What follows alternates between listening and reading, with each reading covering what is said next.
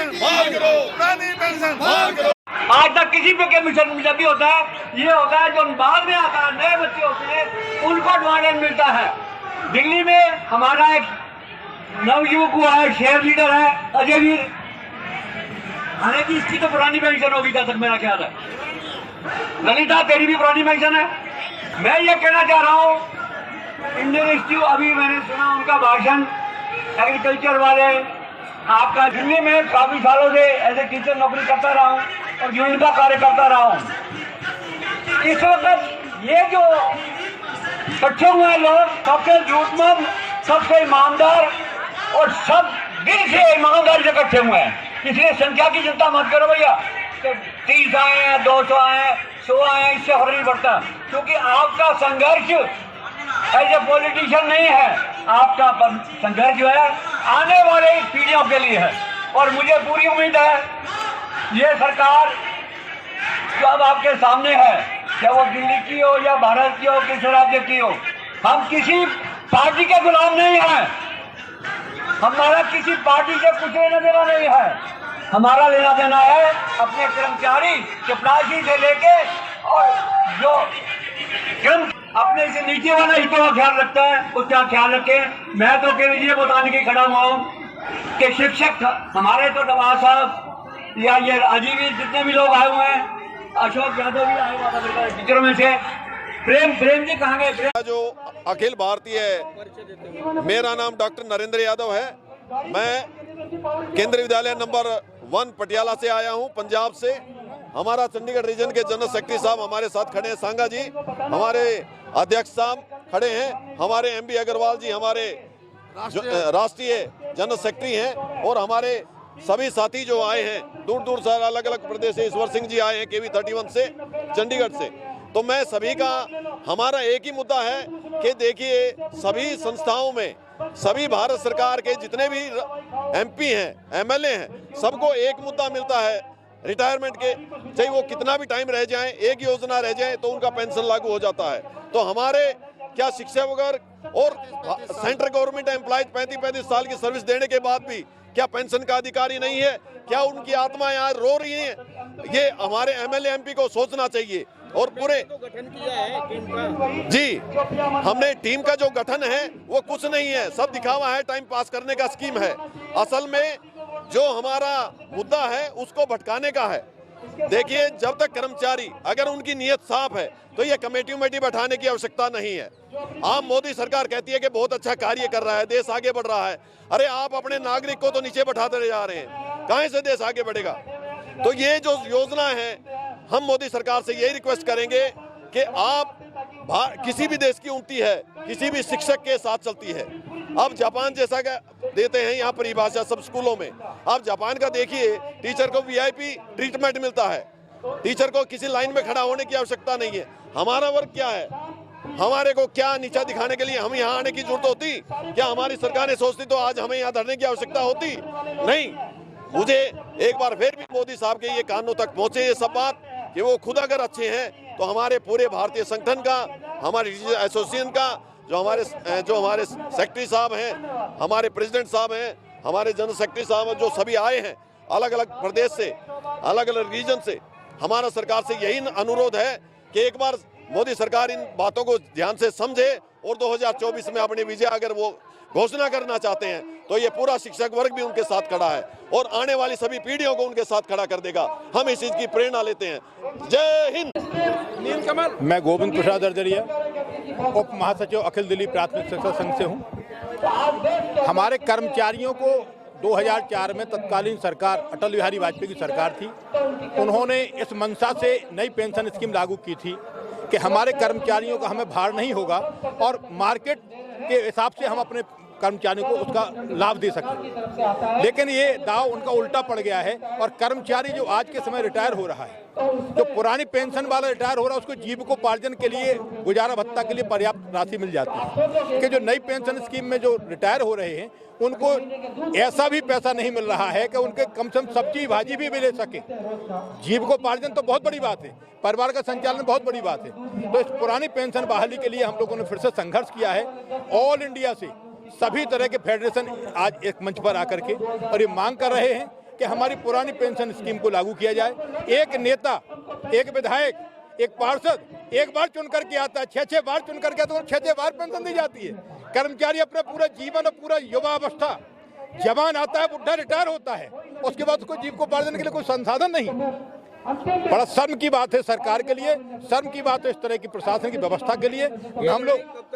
हम लोग अंतिम सांस तक ये लड़ाई लड़ेंगे जब तक सरकार को इस पे बाध्य नहीं कर देंगे और पुरानी पेंशन को बहाल नहीं करवा देंगे, तब तक हम लोग लड़ाई लड़ेंगे। मैं शशिकांत दीक्षित, अखिल भारतीय केंद्रीय विद्यालय शिक्षक संघ का राष्ट्रीय अध्यक्ष। राष्ट्रीय अध्यक्ष जी, ये धरना बहुत दिन से किया जा रहा है, ये लड़ाई बहुत दिनों से किया जा रहा है और मांग सरकार सुन नहीं रही है, आपकी क्या कहेंगे इस पे आप?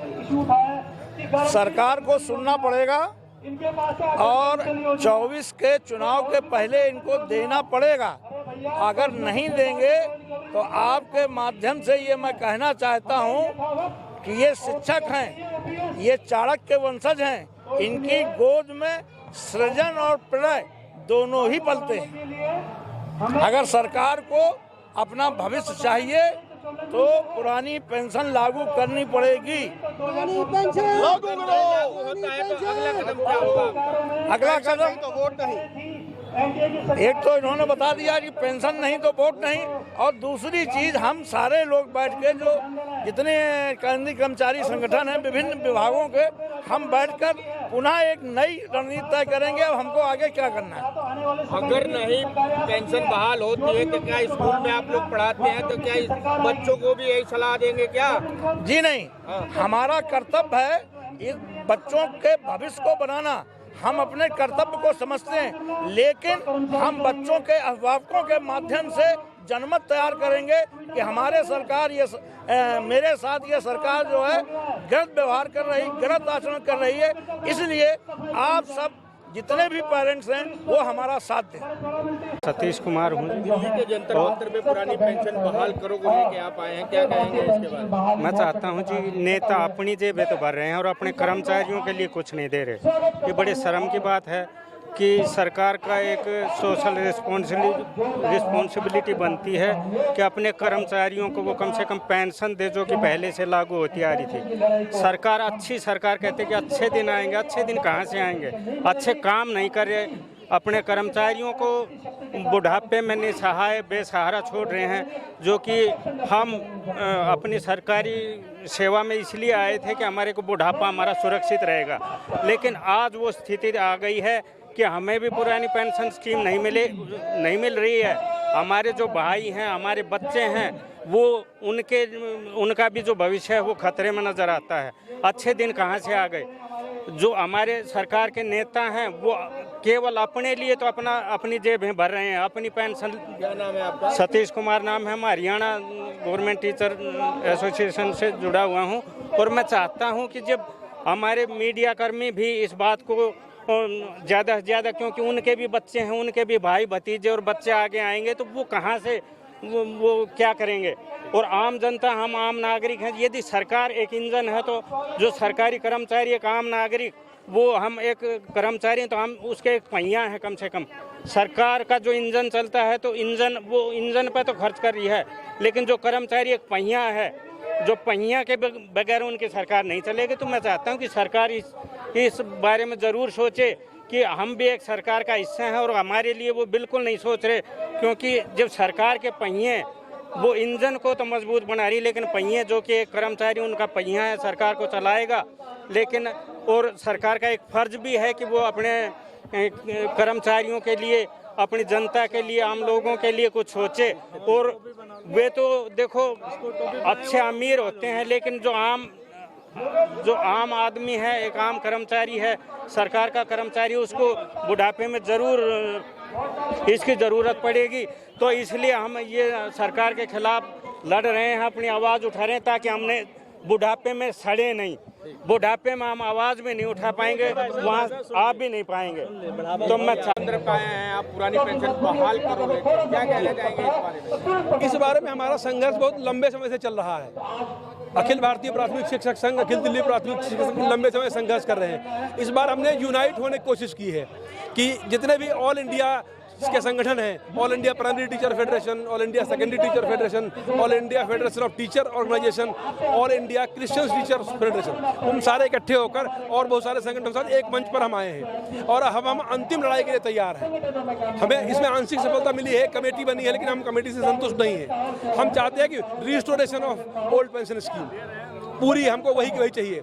और इस संबंध में हमारा 11 और 12 तारीख को गुजरात में अखिल भारतीय प्राथमिक शिक्षक संघ का राष्ट्रीय सम्मेलन आयोजित होगा, जिसमें करीब भारत भर के 2 लाख प्राथमिक शिक्षक भाग लेंगे। उसमें माननीय मोदी जी को बुलाया है, वहाँ के जो कॉन्स्टिट्यूंसी है पार्लियामेंट्री, माननीय अमित शाह जी सांसद हैं वहाँ के अहमदाबाद के, उन्हें बुलाया है और विभिन्न मंत्रियों और नेताओं को सबको हमने बुलाया है। और उसमें मुख्य मुद्दा पेंशन का होगा। हमारी ये लड़ाई कंटिन्यू रहेगी जब तक कि हम पेंशन को अचीव नहीं कर लेते हैं कर्मचारियों के लिए। आप मोदी जी और अमित शाह जी को बुला रहे हैं और आप पेंशन की लड़ाई लड़ रहे हैं, इस पर बात क्यों नहीं हो रही है, इसका हल क्यों नहीं निकला? हल में कुछ हल निकला है, आंशिक रूप से हल निकला है कि उन्होंने एक कमेटी बनाई है वित्त मंत्रालय की, तो हल तो निकला हुआ है, कुछ हल निकला है, लेकिन हम पूर्ण समाधान बिल्कुल वैसी ही पेंशन चाहते हैं जैसी हमारी पहली थी 2004 से पहले की, उस पेंशन को हम चाहते हैं। संघर्ष हमारा लगातार जारी रहेगा और हम न रुके हैं न रुकेंगे। ये संघर्ष कब तक चलता रहेगा? जब तक पुरानी पेंशन बहाल नहीं हो जाती, कॉन्ट्रैक्ट टीचर जो हैं उनको परमानेंट नहीं कर दिया जाता और हमारी मांगे नहीं मानी जाती, तब तक ये संघर्ष कंटिन्यू चलेगा।